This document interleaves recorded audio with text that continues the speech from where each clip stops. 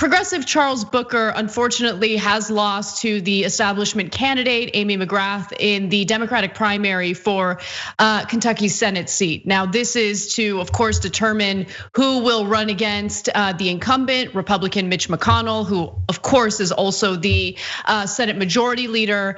McGrath did raise a lot more money than Cory Booker, but just keep in mind that Charles Booker, she raised a lot more money than Charles Booker did. But I do want to be clear that he closed a pretty giant gap between them in this race, and McGrath won narrowly. So based on the last numbers that I saw reported by the New York Times, McGrath won by 45.4% of the vote to Charles Booker's 42.7% of the vote.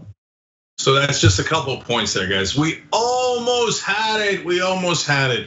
I know that could be the epitaph to 2020.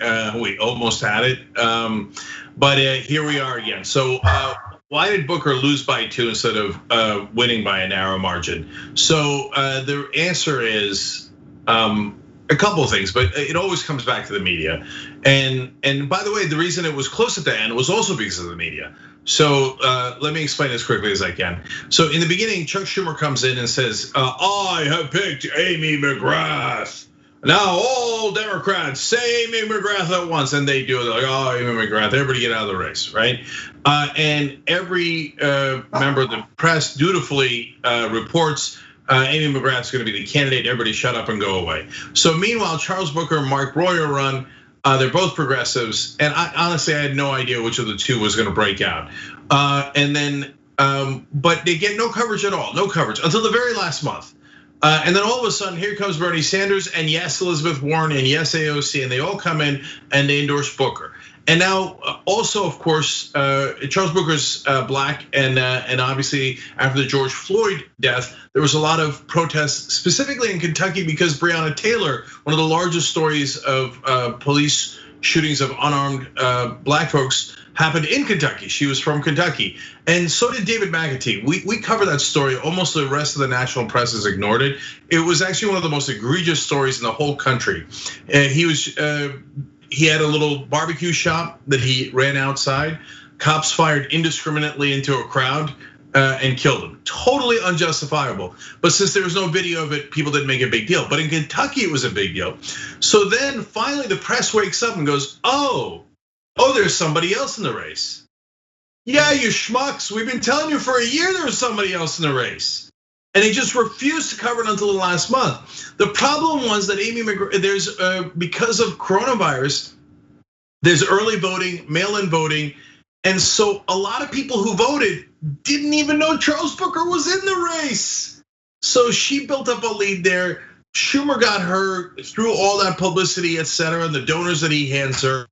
Democratic leadership got her $41 million. And then after Booker loses by 2 points in a near miraculous run at the end, now I got people on social media saying, oh, you guys are sore losers, what's the big deal?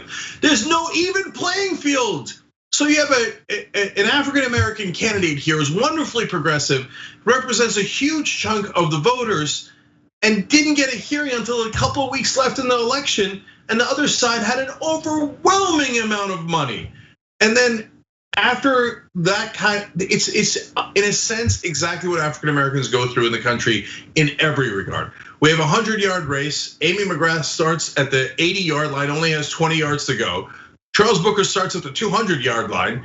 And then after Booker doesn't win, and he almost does, but he doesn't win by 2 steps, they go, it's Booker's fault. Personal responsibility. Hey, progressives, African Americans, don't whine. Be gracious in your defeat. How long do black people have to be gracious in their defeat in this country? How long, by the way, do progressives? Separate issues, but in this case, they were the same in the form of Charles Booker.